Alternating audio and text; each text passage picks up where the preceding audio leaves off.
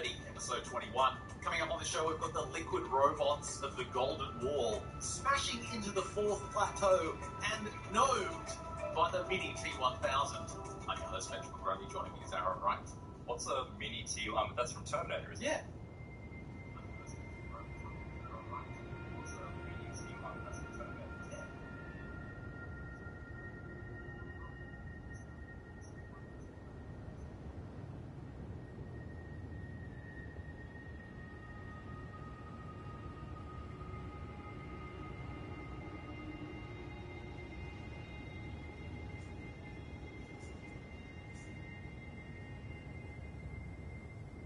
It's like a tiny little adorable psychopathic Terminator that jumps on top of your car and tries to kill you. I'm not so sure that adorable and psychopathic don't try to kill you are things that really go together usually. No, he's obviously terrifying when he is trying to murder you and your family. But he's only a good boy. Is it a psychedelic experience? Is it an actual experience? No, this comes from, remember Ron Quinn? We covered his story. I can't remember if we did it on the pre-show or in Plus, but Of the little people. No, he spoke about when he was young, he and his brother, they went treasure hunting in Arizona. His brother convinced him, once he got out of the army, to go looking for some lost Spanish treasure, like in Arizona somewhere. So they went along, they spent over 12 months in this region. And remember they came across this strange stone archway in the middle of the road. That's right, it was a portal of some kind. And one of the natives told them this story of about 100 years ago, a bunch of Indians were just playing around, running through it, and two of them went through, and then the third one jumped through and never came out. So you're not going to tell me that they went back through it and a homicidal mini gnome came out of it? No, well, Ron was the one who wrote this story, and we discovered that Ron is the author of one of our favourite books on the show, which we covered a very long time ago with media. By Ron Quinn. And the reason he wrote this book is he had an experience when he was 10 years old in upstate New York. And inspired by this, years later, he ended up writing an article that was featured in the newspaper. He doesn't mention which one it was. But he ended up getting all this correspondence. He put his address, his contact information. He ended up getting all these letters from people in the region, most prominently from the Catskills, who had personal encounters with elves and little people and dwarves. And what was intriguing is, yeah, you might think, okay, you got a bunch of fantasy stories, but a lot of the descriptions matched up. Because when you think of dwarves, gnomes, little people, dwarves, it's dwarves, dude. Yeah, that's not what people were seeing. People were seeing over 1 to 2 feet tall, very human-looking beings. You know, perfect proportion. They're not midgets, perfectly proportioned human beings who are only up to 2 feet tall. And the description of their garb is all similar, some kind of green or brown, strange cloak. Leprechaunish. And often with long, grey, wispy hair and huge eyes. All the eyewitnesses mentioned these huge eyes. So I'll be going into that because it's a bit of a classic. And how I got into it is a little bit funny as well, because I came across another book, which is really going to be the start of the Plus extension coming up. It's called Aliens Are With Us by Bill Roundtree. What I learned from aliens visiting me over 100 times over 50 years. That's a lot of visitations. So you would think you would learn a lot. Is that a camera? Well, the camera's this interesting part of the whole story, which I'll get into. And you would think, yeah, if you've been visited 100 times over 50 years, you would have a lot to share. Oh hell, no. Backup segment to that. One of those stories. And we'll get into why. Right, okay. I'm looking. What have you got? Okay, so it's rather serendipitous that you had that new Wait script coming. Was very psychedelic. Because this one. Yes, that one. That kind of Japanese chrysanthemum kind of psychedelic effect. We should just leave this on for the whole stream, then we won't have to worry about any camera. No, I was coming across this great book. I didn't realise it's newly been published or recently been published on Kindle. It's a Psychonaut's Guide to the Invisible Landscape, Topography of the Psychedelic Experience. And I've actually had it, hanging around in paperback. I didn't realise for a long time in one of the boxes that I just can't be bothered opening. And I have looked at it, but I've never dived really that deep into it, because I must admit, the particular drug that he talks about, DXM, which I want to get this right. So it's dextromethorphan, right? So Got any on you right now? no, well, cough syrup potentially. So what this is considered to be a lower form of drug amongst the psychonaut community, or the neuronaut community is what he A refers to. mild hallucinogen. No, it's not mild at all. Although also, obviously, it depends on dosage. But this book was written by Dan Carpenter, and I think it's the reason why it got my attention is because when you talk about a lot of experiences with hallucinogens, things like ayahuasca or DMT, LSD, those sorts of things, even though many people experience an inwards kind of journey, people have described things as snakes entering their body, or them, delving into deep memories and solving traumas and that kind of stuff. A lot of the people describe experiences where they actually go to a space, like it's it appears to be a real space, realer than real is that old term which is used. And obviously they encounter things like strange little elf-like entities that come up a lot. The machine elves, something that people like Rick Strassman and others have described. So, but a lot of the time, it really is going somewhere else. Whereas with DXM, this particular book focuses really on going into your mind, like literally into a space in your mind. It's the guide to the invisible landscape, so it's almost like a travel guide. Yeah. The topography of the psychedelic Yeah. experience, like mapping it out. Look, I think, and sometimes when we talk about these experiences, look, we get criticised for talking about or glamorising these sorts of drugs, these hallucinogenic drugs. I do not recommend that you take these experiences or these drugs to have these experiences. I certainly am not saying that there's nothing in this. There may be something in it, and we know even recently, in the last 10 years or so, that they've been looking at it from a therapeutic kind of perspective, that we can use these drugs to in a therapeutic setting to help people get through traumas. So there may be some application for it. You're doing it again, though. You're doing it. This is what you did in the last episode on Plus. You gave all your opinions on the stuff.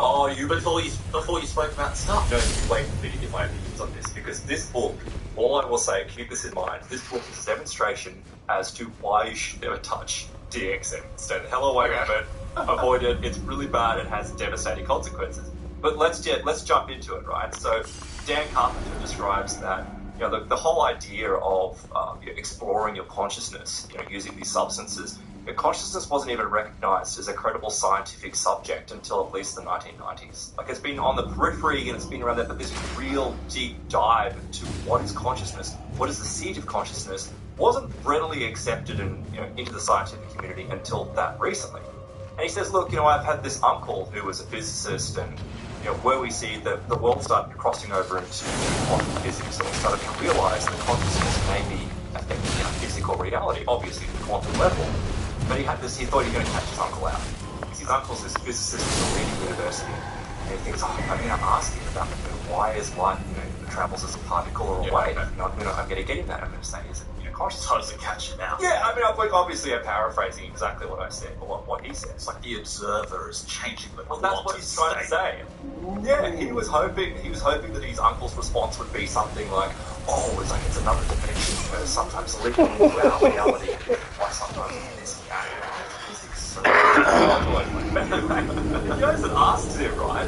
And his uncle's response was just like, I don't know, all I do is observe, and that's the realm of physics, and so until I know exactly what's happening scientifically, I have no idea. God, that's a boring answer. Oh, he was exactly, and he was let down. Dan was clearly let down. He's like, well, I'm not going to get the answer here. So we went and got 20 bottles of cough syrup, and we're like, This is the thing, right? So amongst the psychonaut community, it's called robotripping, right? Because DXM is in Robitussin, the cough suppressant. And it's normally kind of suggested that it's just a bunch of teenagers that go and buy it, and they drink a whole heap of it, and they have, they see kind of colours and have slightly different experiences. I think, in fact, South Park did an episode on it. Oh, really? Like years and years and years ago. They tried to take it because they thought that if they take this cough syrup and had these experiences, they Hi, Mr. Vari. You got some blood so they for wrote me? it all down, and that was great. And when they came out of it, they were like, oh. And that's exactly what happened with this drug. It's also known as robotripping because apparently the substance itself and the other things are in cough syrup. And this is why, again, don't ever take this. Don't go and drink a whole bunch of cough syrup because it might have paracetamol in it, it might have other drugs in it that can kill your liver, cause a whole heap of other problems. That's why it's really dangerous. But that's where you get these plateaus, right? So what it is for most people, if you go and take a little bit extra cost here, is in really low doses and has no effect whatsoever. But if you take a little bit extra, drink half a bottle, something like that, you might hit the first plane, or the first plateau. How many plateaus is there? There's four. There's four plateaus. So the first plateau is just this simple kind of Come on, man. beauty. You might see colours around things. Come on, man. That halo effect in your hand, all that kind of thing. Very low level stuff. Then you progressively move up, but you have to take larger and larger quantities of this stuff to get to those levels. The other thing is, it fits into a class of drugs that's dissociative, like ketamine, heavy. and that kind of realm of drugs. And so what happens is that ketamine is a rather relatively short-acting drug in comparison. DXM, because of the way it's absorbed by the stomach and it's processed, it takes much longer for the effects to wear off. So you can go into these experiences for a very long time. So the more you take as well, the longer you're in these realms. Really? And we know from stories about DMT being a very relatively short-acting. It's like if people smoke DMT, for example, normally they are Come on, dude. You suck. They commonly encounter entities, elves, witches, strange creatures. They're guided to space. So looking at some of those reptilians. Remember the spider screwer? How there was that person who claimed that they went basically into this realm, and when they went into the realm, this spider, this neon glowing spider came along and started sticking a bunch of phosphorus into them. It was a spider woman. It was a spider woman, that's right. And it was the very large proboscis. Yes. I'm dead. I'm too heavy. No. Come on, we're going to interdimensional spider. Massive bolt-on. Die, you piece of shit. If you didn't look at the legs, you kind of get away. Come on. Trying to rationalize, There we go. At what point am I aroused compared to when do I throw it? It's like, you're in the DMT realm, you know you're going to be trapped there for, what is it, 7 minutes? It's like, you No may one's as well, around to see it. when in Rome. It's like, well, no, because you don't know what they're taking from you. There's other experiences which are, I mean, to me... We do, it's called semen. For me... One guy was sprayed with this interdimensional, clown entity ectosemen. I'm not kidding you, this is DMT. So this is not a good thing. And Again, you're giving the punchline to the story well, without... no, he was... Well, that's the whole story. That was a whole... Very short. It was like, what are your experiences on DMT? He's like, I ended up in this realm. This thing sprayed me from what appeared to be a penis. And it coated my entire body. When you say thing, you mean some interdimensional Like a clown. clown entity, but Right. dark clown kind of It's entity. just rainbow. And then, well, that wasn't stated. And this thing kind of, flooded all over him. And what's weird, though, it backs up other stories that I was going into. So he claims that when this stuff came over him, it was like, oh! It was so incredible at first until he realized how disgusting it was. But he said that when he woke up, it was still all over him. It was invisible. Oh. And he's like trying to, And he said it was melted, ripping off his arms. Dude. Until he jumped up, and then once he kind of jumped up, it was like, it all just disappeared. Right. Like the kind of experience just rapidly His shirt all stiff. well, other people have described similar sorts of experiences where they've come out of the trip, and this is the weird stuff about this, is that with DMT, it all should be, occurring in your mind. Like if we're talking about it from, a neurological kind of standpoint, this is just a drug you're taking, you're not really going anywhere else, it's all being generated by your mind. But why is it that people come out? So there's this great example I was reading, it's one of the very few that I've ever come across, of where this woman goes into and smokes DMT. And she'd smoked using a pipe, so there's a possibility that maybe she had dropped her lighter or something. Yeah. But that apparently is ruled out because the lighter was kind of thrown to the side and immediately went out and she knew what she was still doing. You still have your faculties to a point. But she claims that she closed her eyes as soon as she took this toke. And as soon as she took it in, she was blasted off into this other space. And when she was in this space, it was like it got the attention Nah, of boy, can't this go there yet. wall that was just hanging around. It was completely desolate, isolated, lonely place. And there's this wall With sentient DMT. well, that's exactly what she said. She said there was this feeling about it that it was intelligent and it was curious, but it was also malevolent. It was pissed off that it hates you. got. Well, it just comes over to it, right? As it comes closer and closer, all of a sudden it kind of like comes close and then it expands out, and there's this flames, like plasma flames, the way she described it. It comes right up to her and then slams into it and then bounces off and is gone. She comes out of the experience, and when she comes out of the experience and looks down, her shirt's burst. Oh, wow. Down. I mean, isn't that incredible? That's cool. So for people to go, look, it's just happening inside your mind.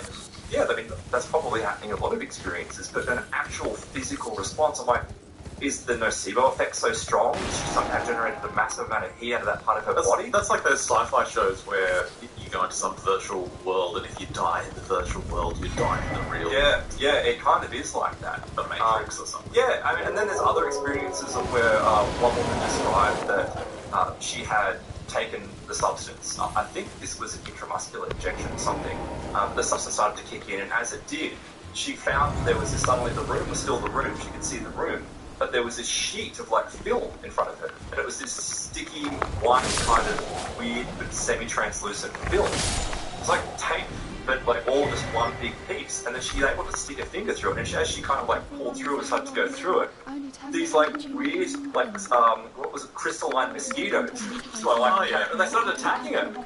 They were trying to get into her and attacking her. She's like fighting them off, and then the whole thing collapsed. Like this weird kind of thing all fell down. They're just on top of her, and she's screaming, rolling about. Like, do you want to get jizzed on by a DMT clown or fight off the giant mosquitoes? I know. Which one do you want? Like, yeah, this is not good. And I get I get the appeal, and this is why I think DXM is a little bit different, and it has this appeal that if you're only, going to the first or second plateau, you get all of those kind of fun effects without any of this weirdness, right? But then when you cross up to the fourth plateau, I called it crashing into the fourth plateau because that's really what happens. You smash into it at this incredible speed, and it takes your brain to places that you could never possibly imagine. Well, it's interesting describing that giant fiery plasma ball that burnt that woman. It reminds us of what people claim they've encountered as guardians of the threshold that seem to be stopping people from going into the next layer, the next dimension, whatever is beyond. We've had those stories of what's the is it not Zozo, but the one with multiple eyes, multiple I can't arms. remember the name of it. Yeah, it's almost like a Vishnu kind of entity or a Vedic kind of entity that's there. Yeah, and this is actually something similar that comes up with DXM. So DXM, as Dan points out, it is slightly different, and this entire book really is an exploration, initially of within his own mind. On the government DXM website right now, DEA.gov. I won't give the full URL, but it's the first thing that comes up when you search for DXM. It sends you to the DEA website. Yeah, and robo-tripping and the danger. And really it is. It's not just the dangers of this particular drug, it's also all the other drugs that are inside, cough syrups that actually can cause problems. But he says, look, when I was younger, when I was 18 years old, I took my first hit of LSD, and I remember returning home after the peak of the trip and having this deep realization that my entire experience growing up was founded on absolutely nothing. It's like from taking the LSD, he experiences this kind of existential crisis.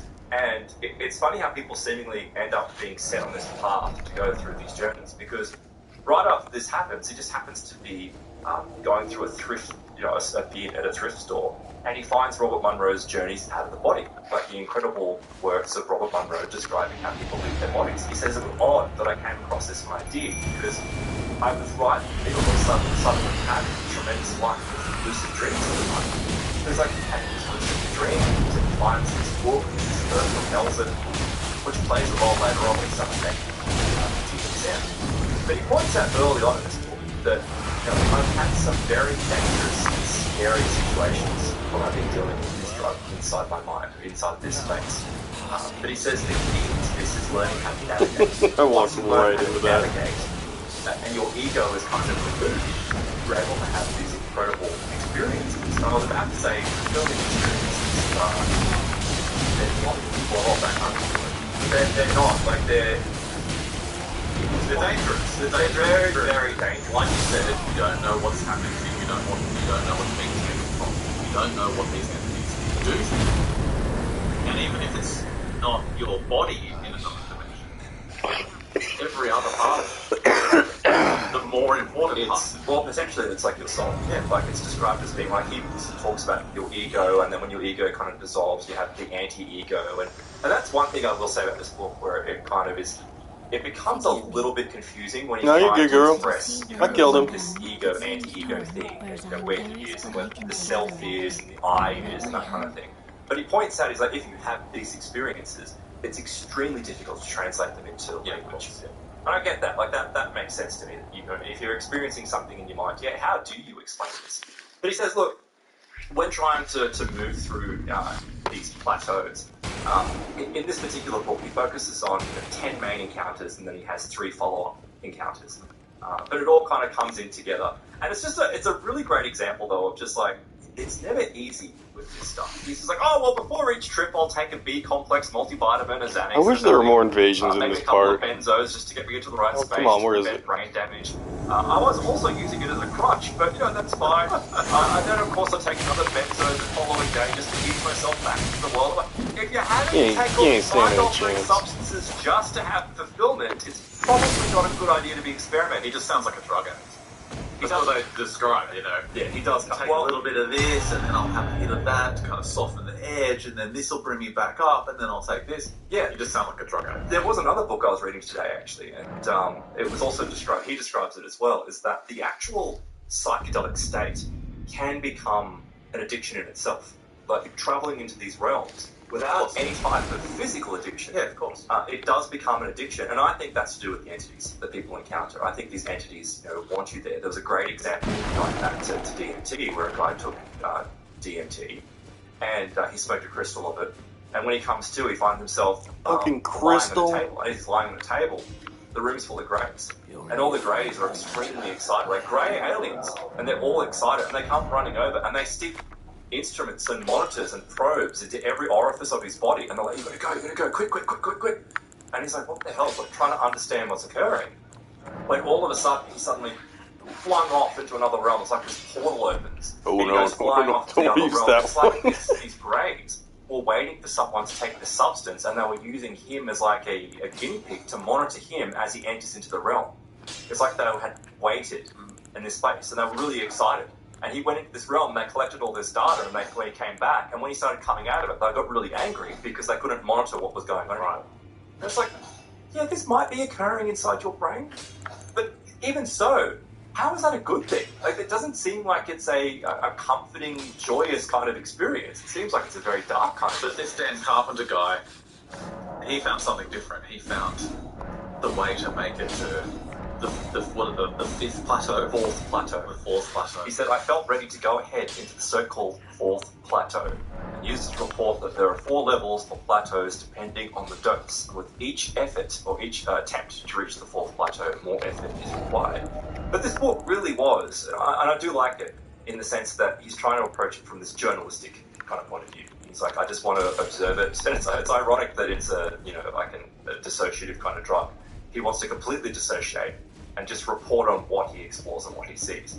And so he's like, well, I've accomplished at least 10 times where I've taken at least over 1,000 milligrams of this substance, which is a huge dose, by the way. And I've had these incredible trips. And he says what neuroscience is, this is the single most important line of reasoning, is that the brain is not the mind. It's not. This is what came to him as he was going through. So let me describe some of the early experiences. This happened back in 1996, 1997. This is the period we're describing it. And he says his first high dose of DXM took him by complete surprise. And he says, because all of a sudden I realized that it wasn't just me. It wasn't an I, it was an us, and it was a we. I suddenly became very uncomfortable because he said when he was inside, he actually found himself inside literally his brain. Like physically inside his brain. And there were all these other entities around, but he kind of couldn't make them out. But these other entities were other hims. There was like other things, and he said, they were like other hims. He was no longer I, he was we. There were other ones of him that were around. Like some kind of multiple universe. Yeah, like this weird split personality. And those other versions of him are also on DXM at that particular moment, and they're all meeting up. You're very astute there, because he ultimately ends up calling this space the Hive, like where he travels later on, he calls it the Hive. And while he doesn't... Do they fight to the death? No, they don't do that. No, I wish that would make it much better. While he doesn't describe that, I think that's, in a way, possibly what's occurring here, that he's hit some type of... And he kind of does touch on it, I suppose, but not directly saying it. It's some type of multi-dimensional nexus, in a way. But also, even though he says us, there's other entities that aren't him either, but they're all hanging out in his brain, like they're all up in the space. But at first, because it's the very first time he's taken this high dose, he's completely unwilling to move. He said, it's like I'm pinned to this wall, it's like I'm right up against the wall and I can't move. But my second trick was this. He puts an extra 200 milligrams in. It's like, oh wow, that wasn't enough. I'll go for a higher dose. Just for reference, I looked it up while you were describing this. There's, on average, 15 to 30 milligrams in an entire bottle of cough syrup. Right. And he's taking 1,000 on his first trip, and now he's on to 12. Or maybe it's 15 milligrams. It must be per dose. Right. Yeah. But this is pure, so he's not taking for cough syrup. He's got tablets, a whole other substance somehow. But on his second trip, he says he finds himself seeing this coloured plastic mindscape, and he's becoming very privy to the inner workings of his brain. He says it's an insider's view into his brain, and I could glimpse the underpinnings of who or what was in charge of the brain. He wasn't entirely sure. But what he does know is that DXM does not feel like the astral realm. It's not an astral realm. It's not an interdimensional space. It's hopelessly inside his head.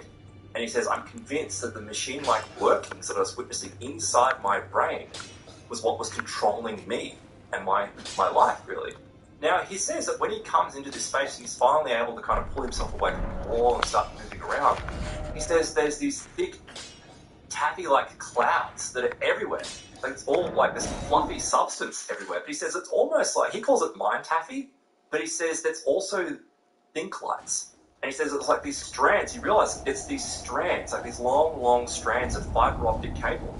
They're all kind of bunched together. Fibre optic cable? Yeah, and he's just like wading through it, and it's all around him. And he's like, oh, this is really strange. And as he's moving through these taffy clouds, he says he encounters the golden wall. And it's something that I've read about in other trips he writes, but it's not something I've ever experienced myself. It's this huge shimmering wall of yellow light. And he suddenly moves in onto this wall. And he says that he can see up like really close. It suddenly becomes a microscope. And he can see that the wall is smooth, but it's got this uniformed, pitted kind of pattern across it that doesn't change, right? And he says it's really odd. Like, he doesn't understand exactly what it is, but he leans, and obviously it becomes apparent later on, which I'll describe. How tall is this wall? Can he get over it? It's huge. Like, it's just, it's impenetrable. It's barrier. an impenetrable gold wall with these weird uniform pits.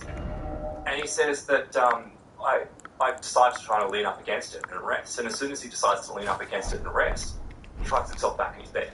He's like, oh, I'm back. Like, it just suddenly ends and he's back in his bed.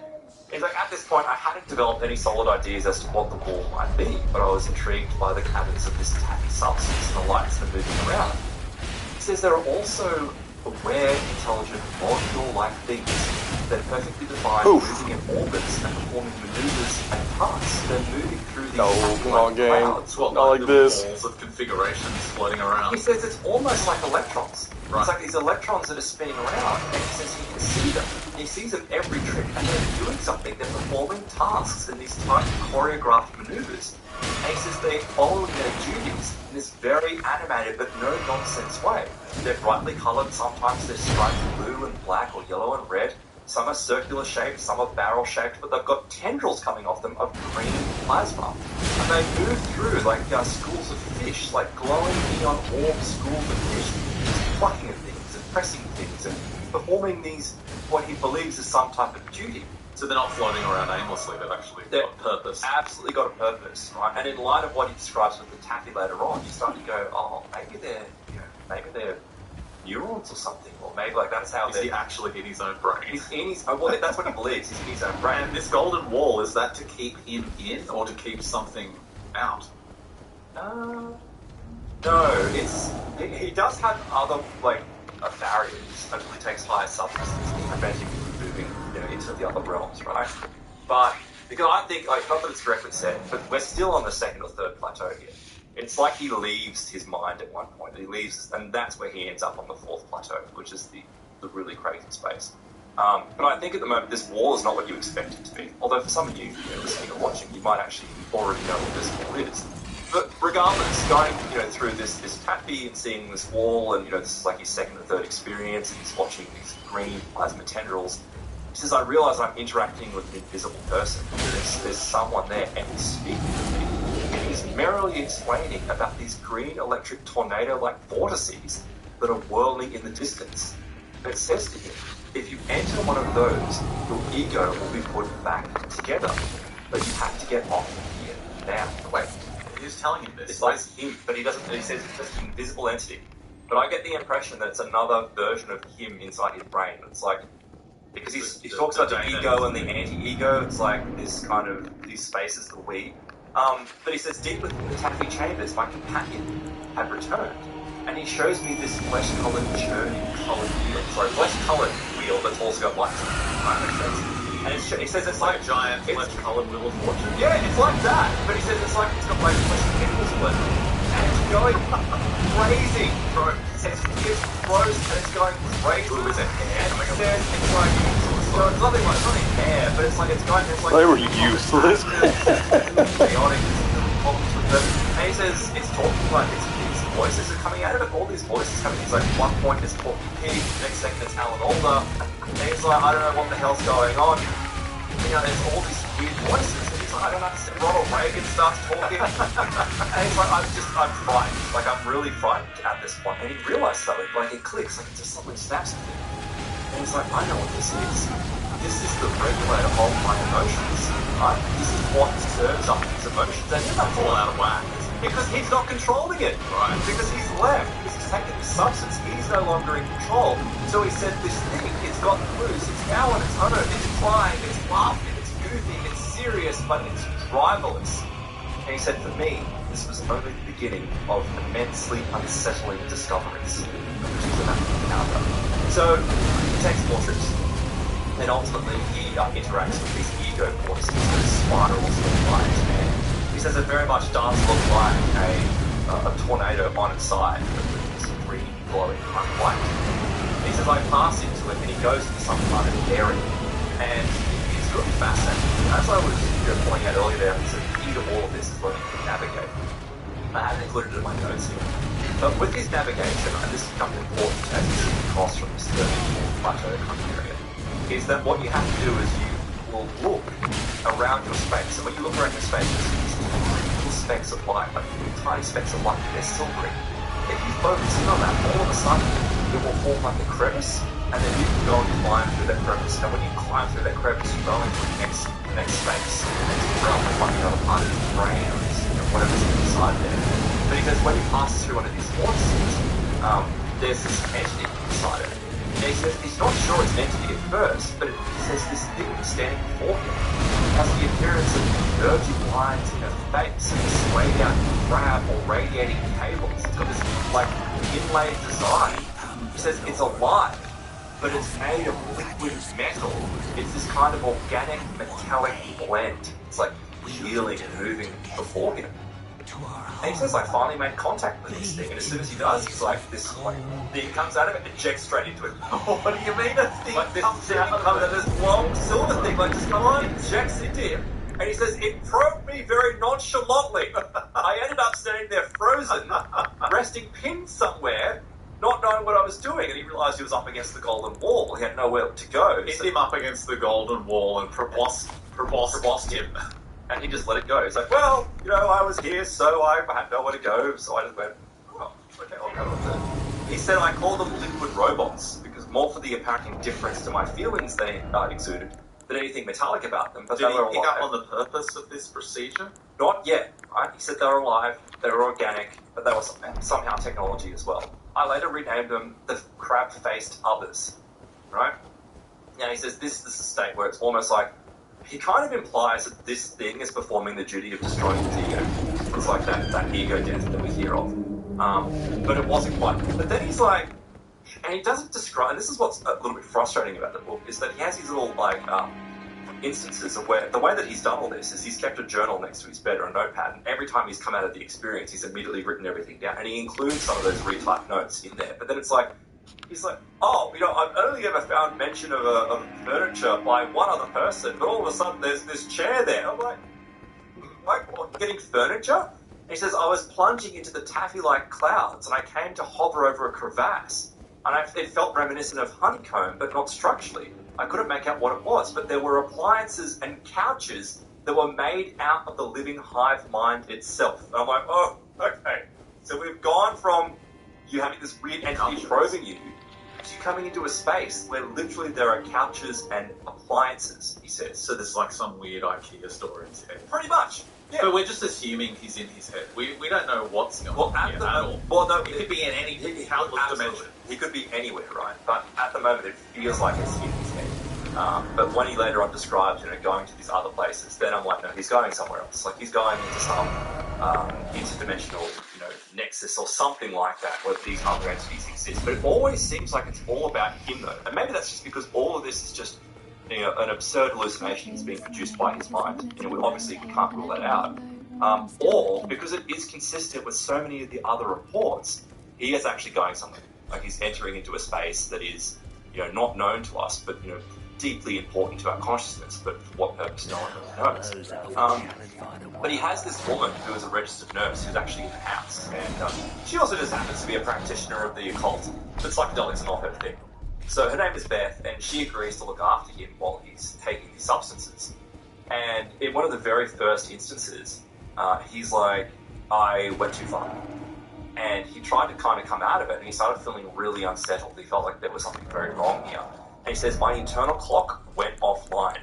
And he basically got trapped in there, that every time he came out of the experience, it would immediately revert, and he would be back in a new realm. What? And it kept going over. Each time he came out, he's like, I'm Dan Carpenter! I'm Carpenter, that's right! And he kept on doing it. And so he goes and kind of drags himself down, like he pulls himself down the hallway and screams out to Beth, I need help.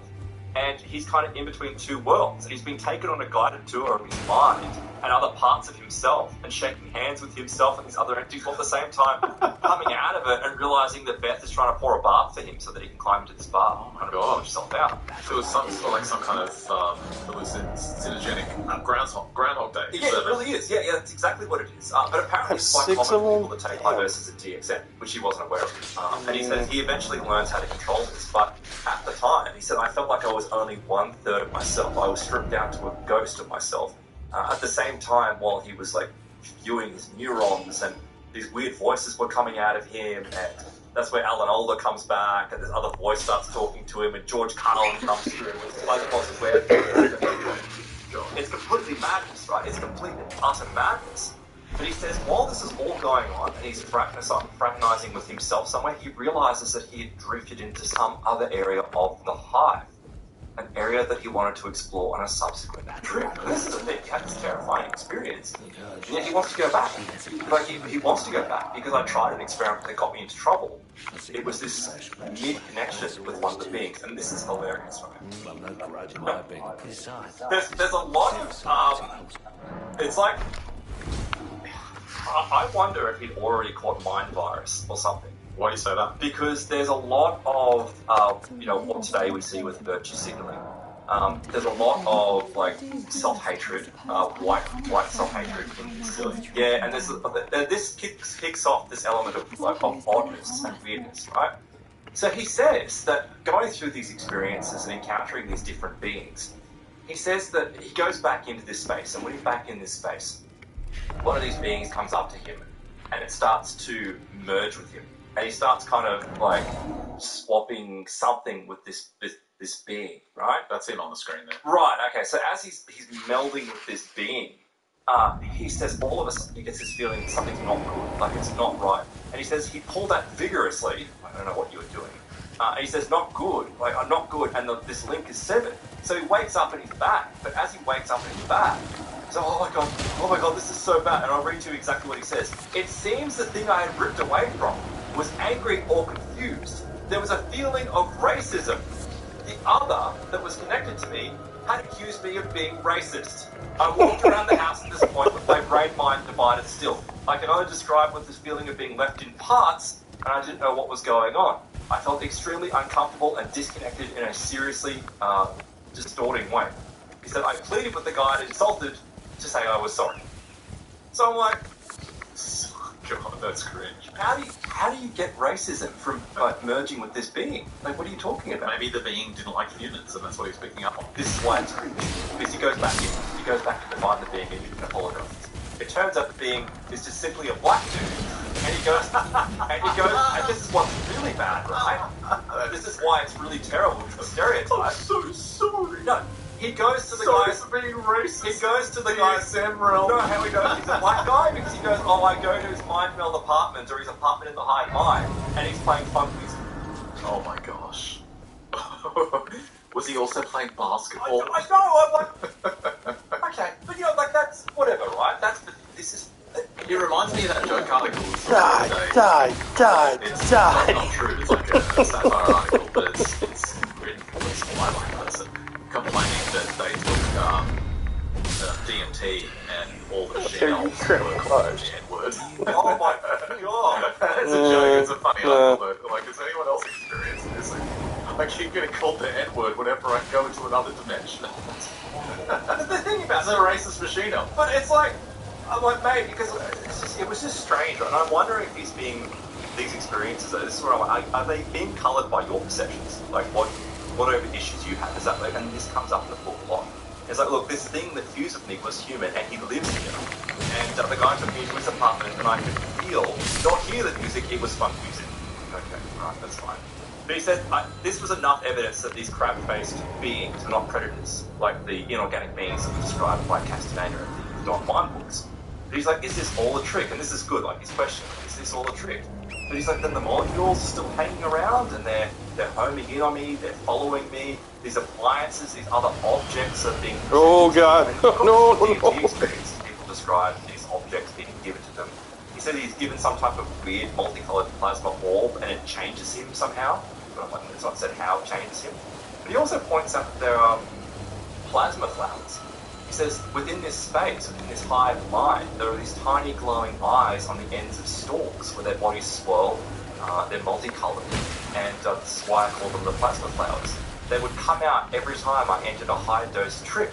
They were always mischievous. They would hover in the chamber of the hive and entice me to follow. He said, what about my body? This is something that he asked once. And they laughed at him. And he said it was like a group of bullies that were humouring him, but they were also making like they were leading him somewhere. They're intelligent, but there was something not quite right about it. Now this is a disappointing part of it, because he says, I started to run into the agents. Yeah, I was going to ask you about this, because with a bit of searching, one of the first things that comes up is someone asking if anyone's read his book, and if anyone else has come across the release, the Dream release. Well, that's kind of what he says. He says, basically, these soldiers are... Dang it. And the most that I'll say, I'm quoting him, is that they're on familiar ground over here with where they are on the other side as well. And you don't want to get... They're basically there to stop things from getting out of hand. You don't want to interact with them. He says the reason why I can't tell you is because to get out of a situation, I made a promise to talk about them. So it's like, I'll mention them, but I'll never mention them again. So the idea is like some kind of Men in Black in another dimension. It's brain. Yeah, in another dimension. Yeah, agents, he calls them, you're right, Dream bullets. Yeah. And this is why people have been asking about this, because it's such an intriguing idea. And this is also something that we understand about these other realms, is that they have less somehow hierarchies. Yeah. And so it's funny that you mentioned like these kind of low cardiology was leeching in, but you go into these other dimensions and all that goes away because there is a hierarchy. There are walls, there are borders, there are... Damn, son! It's not all there's no skin color though, because it's not about you know these physical properties that we have. It's like ultimately about your character and where you sit in this spiritual kind of realm. Right. Well, what I'm saying is there's some kind of order. Yeah, exactly. Right. But guess what? All of it, like this is the most unifying thing about this kind of stuff, is that all humans, regardless of whatever characters you have, we're the lowest of the low to these things. We're all the same. We're all the same, and these things, a lot of them don't like us. A lot of them claim to be raising our vibrations or improving us. It's not that, right? There's something not right. So let me describe some of the other experience he has. He says that he ends up going into some of these places. He finds himself hovering over this place that looks like this elaborate kind of dream landscape. And what he realizes is that it's every single dream. Oh, damn. Didn't know he could do that. Matrix, the dream. And it's all there in this particular space. It's like this living hologram. And it's not a memory. It's a place. It's still happening. It's alive. And it's all in his head all the time. And later on he finds that this is like a very low level, like this is a second plateau thing. So a lot of people come into this space. It's actually like the dream space that you go into. So when you dream, you enter into this kind of... Oh, again! And all these things happen while you're dreaming. This drug just allows you to do it. It just allows you to access it into the plane. And he said, look, I saw the same kind of thing. Described Daniel Pinchbeck, who in his book Opening or Breaking Open the Head, that he could see his thoughts arise and then that evaporates, particles of light fall into the night, lost in trance. It's kind of the same thing that's going on here. And that's what the Theosophists describe. Right, yeah. Annie Besant and Ledbetter describe seeing that. Well, he thoughts says- emerging from people and then dissipating depending on the energy put into the thought. That's right. He says he sees these endless bits of floating living particles moving around that might be shards of these thoughts perhaps, or memories or those sorts of things. He sees these sophisticated leeches running along wires and streams of cable made Leeches? lines, inside his head, but they're all strangely aware and they're looking back at me. He says, I began to notice this shiny area that would appear on the wall of the hive. Something very important was about to be revealed to me. And it was. Like, he was eventually going to enter into this new kind of space. And it's fascinating because he says when he goes into this new space, wherever it is, he's not entirely sure, it's made out of all this rock. Like, it's like this rock-like material, pure rock generated by thoughts. Inside the rock, though, he says there's these two British guys. And these two British guys it's too much fun. are digging through the rock. Like, they're stuck in the rock, and they're kind of digging through the rock. And as they're digging through the rock, And as you know they're British, he talks to them. yeah, like, he gets all these impressions, right? And he starts getting these, and he realizes, he's like, oh, it's my grandfather, or one of my grandfathers, both my like, What? Yeah, and they're digging through. And it's all coming to him, and he's just like, but they're stuck. He's like, they're kind of stuck in this rock. And he starts to speculate as to what they're stuck in. It's like, is his Ancestral karma or something. that's the Stupid thing, right? monkeys. Suggesting that this is some Dance, kind of monkey, karmic dance. wheel or something that they're stuck in, but it goes even further. It's just like, this is the result of essentially what their beliefs and their, like, the, I guess how wonderful British society was, and now they're stuck. And then later on, like, wait for it, let's do the next tick box. He's like, he describes another scene where he sees other people that are trapped, and they were raised in a Christian household, so they're trapped by that. Oh, just like, so where's the tick box, right? British society was great. Oh, look, it's really important to mention this because it comes full cringe towards the end. But let's go back to what's going on, because he said that I have to feel these places are similar to the places that were described by Rick Strassman, and he says there are these labs of some kind, alien beings with these vaulted areas inside with cartoonish or cloud-like being present. He says these things in these neighborhoods are somewhere inside this space. And he says, look, on the wall, like, as soon as he sees this, he looks up, and he says, on the wall is this big figure, and he realizes that at first he thought it was multicolored light. He's like, oh, it's a DMT clown. Like, it's the same, which is the exact same clown that you see in DMT report. No one gets used on. Well, it doesn't say anything like that, but who knows where we're going. But once he enters into this new space, and there's these appliances, these apartments, he says, these are like actual objects that are doing things. They're silver, and they've got, some of them are transparent. He says there's a whole heap of, like, tubes that are filled, like, going into underground laboratories, and in a flash suddenly inside. And as soon as he's flashed inside, this woman's voice says, reach the next level. And she's surprised. Like, she's actually surprised that he reaches the next level. But he's like, see, the way he treats it, it's like it's some kind of incredible achievement in a way. He says, look, she was surprised, not in a way that it was like, he was thinking he could do it. It was more like, oh, I'm just surprised that he persisted up on it. I'm like, mate, you just took a bigger risk of taking a higher dose. Yeah, right. That's all you've done. So is this considered the third plateau? Yeah, that's kind of like, it's not said, but it kind of is. Like, it's the third kind of plateau. But he says he feels like a foreigner inside this space. And there's a couple of experiences. So he saw, like, these British men, like, digging through the rock, and it doesn't really have any importance yet. It becomes very important later on. But in the meantime, he finds that as he's in this space, he's having thoughts, and he notices this golden wall again. Like, the golden wall has come back. And with the golden wall, he says he realizes what it is. That substance around it's thought. Like that taffy-like substance. Yes. But it's blank thought. It's like pluripotent stem cells. It's not anything that it can turn into something. It's potential thoughts. It's potential thoughts. But what it does as it transforms, he says he watches and he describes these, there's a lot of fluids in the book. He describes these golden fluids like washing over things and falling down. He describes this incredible scene where he comes into this place and it's got this emerald green kind of liquid in the center. And it's almost what you could consider to be our collective consciousness. Like, and it's all flowing over that rock that was described as the head digging through, and it's all flowing in. But that stuff can splash up. But later on, it starts forming over the walls of the Golden Wall. What the Golden Wall is? The Golden Wall is memory. Oh wow. It's memory, and they remember there's little dots, and it's almost like you don't say binary, and I'm like, I wonder if that's what it is. It's like it stores memories. Later on, the surface changes, but the memories are intertwined.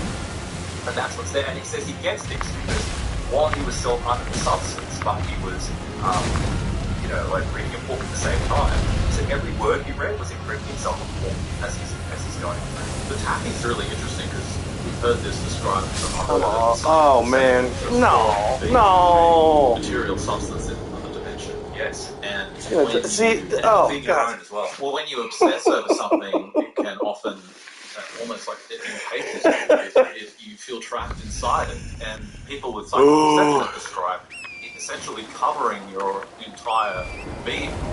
You know, if you're ruminating on something, you become obsessed with something. It's not just that it's occupying your mind; it's creating a field. Substance, as he's describing, is actually starting to encase you. You're trapped inside. You can't see it or think about anything else. Yeah, and these things, they seem to, I shouldn't say feed on it, but they seem to love it.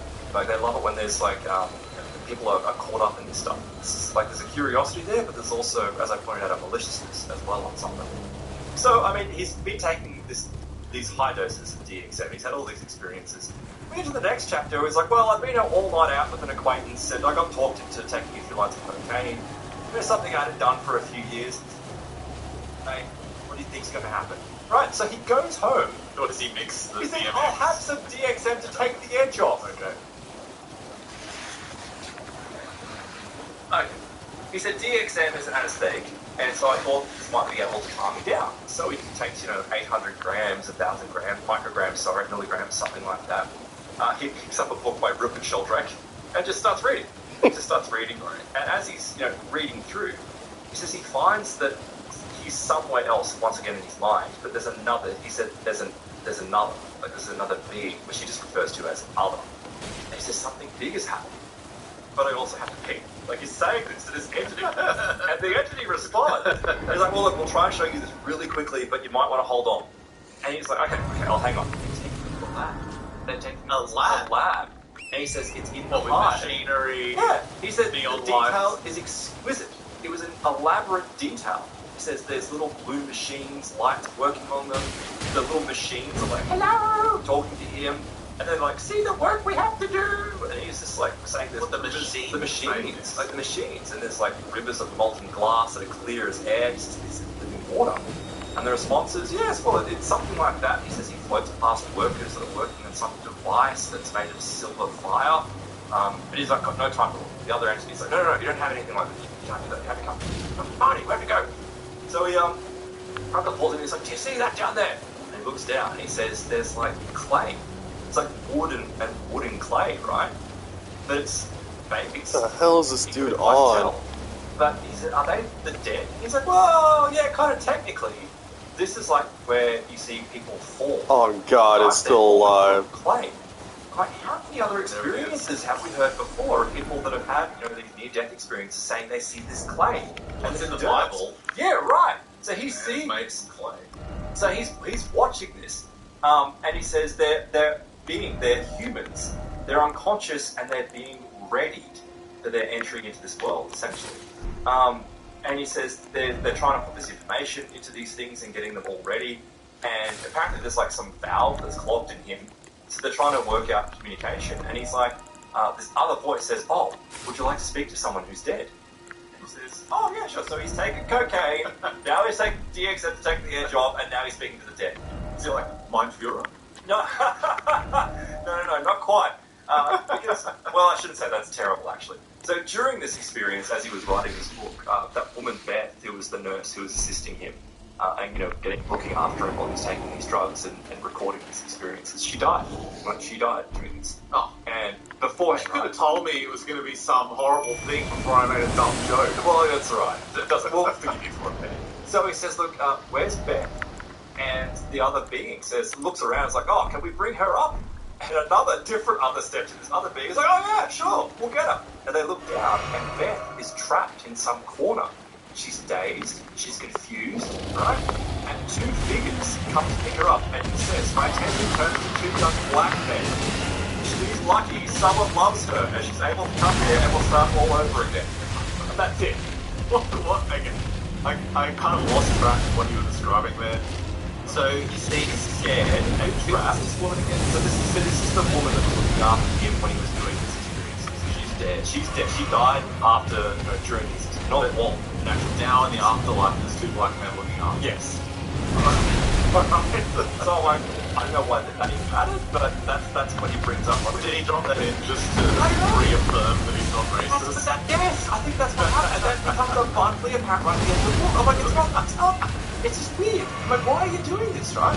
So anyway, as he goes through, she sees him. Oh no, it's like my cousin Lynn also died. Much well before, during actually right before. And so it's like, can I speak to Lynn? And Lynn comes through and she's all excited and she starts hugging him and she's like, oh Daddy, I love you so much. It's like this wonderful kind of reunion. And for him it's like confirmation, but nothing really happens, right? It's all in his mind, or this place, he's having this experience. He says then my turn comes. He sees these people that are being processed, or whether or not they come back into reality. He says they call out his turn, mock him his return. What, is this happening to Dan or to him? This is happening He says, my turn comes, and my being is poured. They blob me, which is where they hollow me out like a donut without a middle. What's this? I'm like, he says, I understand it's an honor, because they're removing something from him, like these ideas, I suppose, or thoughts. He says he's then taken to these endless blue apartments and laboratories full of organic plasma machines. And he's shown these, he's given a tour through them. And as he's given a tour through all this stuff, it's like he's been fixed. He's allowed to live. Yeah, they blocked him, obviously. And the last thing that the being saying to him as he passes through this gate is, don't do cocaine anymore, goodbye. And he says thank you when he wakes up in his bed. Freshly blobbed. And clawed out. I'm just like, this is not sounding good. He said, I went to the porch and threw the coke into the wooden block next door. Okay. But he does point out that he can see the hive, like he looks up and the entirety of the hive he can now see. So it's kind of giving this impression that it's not just inside his mind, it's somewhere else, right? It's another space. But he says, look, I estimate that I've spent about 100 hours in the hive, in this invisible landscape. I've seen the appliances, the rooms, the spaces. And he points out, he's like, well, there are actually plateaus, like, but it's rooms, like room 1, and room 1 contains these plastic shape-shifting kind of things. You're about an hour in. Is this building up to any conclusion with this guy? Okay, so, alright, well, it becomes ridiculous. So what we'll do is, he answers the machine elves. So I'll you know what? He answers the machine. So you know Terence got McKenna. time. I'm just saying you're at about 55 minutes. So Terence McKenna described seeing machine elves. Right, this is something that and many people taking DMT have described. They see these, I guess you could call them like cybernetic organisms that are doing certain functions and moving around in a very shortened kind of fashion. He claims that he sees these things as well, and when he sees them, he'd actually drawn a picture while it was happening, and he produces the picture, and he says the picture looks like these entities with a series of plastic tubes linked together, and it's coming out and it's kind of twisting and spiraling. And he says, he gives it to Beth, and this is the woman that hits Beth while she was alive, and immediately she's like, that looks like DNA, but at the molecular level. And he's like, oh, okay. He goes and checks it out, and it turns out that it is, and like it actually matches like the molecular structure of DNA. And he says, it reminded me of a book that was written by anthropologist Jeremy Narby. It's called The Cosmic Serpent. And in the Cosmic Serpent, he describes how DNA works, and how essentially, though, DNA forms machines, which are proteins. These are self-folding proteins. He's like, this is what the machine elves are. And he realizes what's inside his head. The machine elves are the products of DNA. Right. It's like, or they are DNA. That's precisely what they are. He says they wait for you. They offer these Fabergé eggs. And in another book that I was actually going through today, where there was another experience, which I don't have the book in front of me, but I will link to it in the show notes. There was another guy who was describing these Fabergé eggs as well, which is something many people have had this experience have said. But these Fabergé eggs are actually like concoctions of emotions and feelings and thoughts and everything else, and they give them to you. And he says it's like a ribosome. It's like a transfer of messenger RNA. He says these things are molecular computers inside our bodies, and I can see it inside my mind. And he thinks that's what people are seeing when they have these machine elves experience. They're actually still going inside their space, like inside their own space, and they're seeing the actual workings of their body. They're pretty submolecular. Yeah, it really shows the vastness of the endless microcosm inside the human body, and that was often the spoken of in the Eastern religions, is that inside the vastness of the human body is similar to a universe. It is a universe. Absolutely. And he says, look, what's occurring here is like, I have seen the inner workings of our body, but they're alive, they're parts, but they're aware. They're looking back at me, and this is all happening on the molecular level of the brain. There's no illusion, no hallucination, it wasn't blurry, it was all very clear. And my state, into what other people are looking for taking DMT, it was perfectly focused, and I was there. And he said I would sit there and I would watch this for 4 to 5 minutes at a time. There's also depictions as well of like Lego-like machines that don't slice pieces of each other and swap, which is also similar to what DNA would do, or that kind of thing.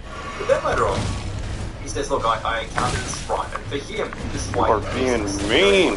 Real. He says, "Look, I took 4 months, a 4-month break from tripping." And he says this is always a good idea because the brain can certainly use it. He points out that in one of the experiences when one of these others had been there, that it actually had shown him brain damage. And he popped through a wall off this type of high and was like, this is all damage, like, look at it. And it was like, he's like, maybe it's from the GXM, like, that's actually warning me about it. But he says he takes this time off. He says then, after having all this time off, he takes like 1,500 milligrams. Like, nice. And because he's had so long off it, 1,000, no, it's 1,500 milligrams. It's too much because his tolerance is gone. That's what they say in the DEA document, that some people take up to 1,500 milligrams. He takes it, he's like, oh, I don't have any benzodiazepines to take the edge off, so I take opiates as well. So he takes opiates, and he says that was done because it causes him to become all, like, paralysed up. He says, I come into a tunnel, and this tunnel is like a foot from my face, and there's some kind of device that's just kind of poking me through, plasma binoculars, if you will. He says, for a time, I'm allowed to look at this city. And he says, there's this vast region of electricity, of great crystals towering over seas of light. This liquid effervescent light is dripping from these things in these rivers. And it's all it sounds unusual now, but I can see all of it. But he says, all of a sudden, the room kind of dissolves, and these board-like panels all come up around him. And then suddenly, like a hologram change, and it becomes a forest. It comes into this forest space. And in the forest space, he says, a witch emerges from it. And she was laughing and zeroing in on me. And he's like, this is weird. And as she's laughing, he thinks she's there to get a kick out of the situation. And as soon as he thinks this entity, this witch, says, come on, Sprite! And this Sprite, this elf-like creature, jumps out of the forest, comes onto his lower right leg, and starts dry humping his leg. Oh, you are rare among humans, born of the moon. The trees sent their regards.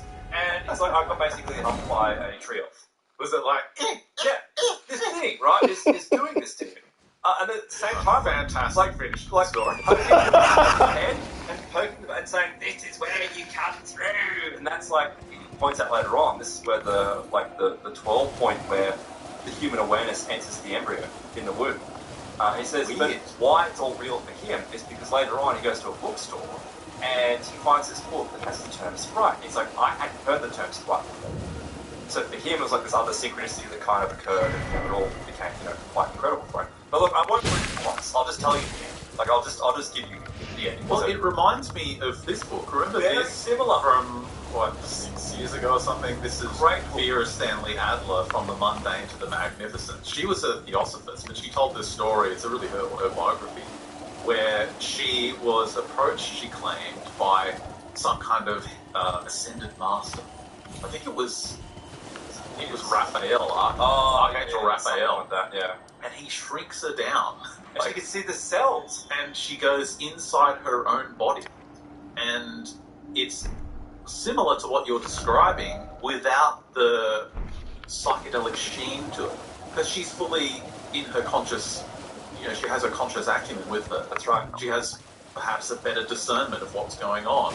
And it's fascinating because she has conversations with like some king that's in charge of her kidney, and that's right. It's right down into the cells. It's all incredibly similar, to what this guy's doing. But I mean, he's doing it from utilizing drugs. But yeah, it's very similar.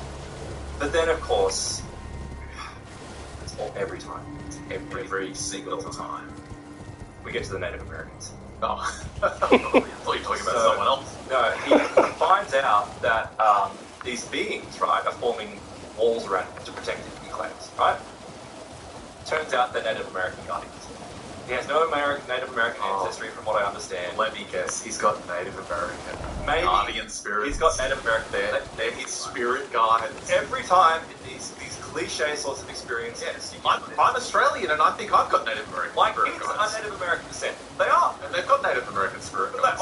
I don't know. I've never checked with them. You could go into the arse end of Africa and you could find just some guy selling wooden wheels on the side of the street, and his spirit guides would be Native American. Gets even better, right? So these basically, remember the two British guys I told you that were digging around in the own horror that they've created? It's like, well, no one really knows just how bad the British were. Like, no one had really bad. They said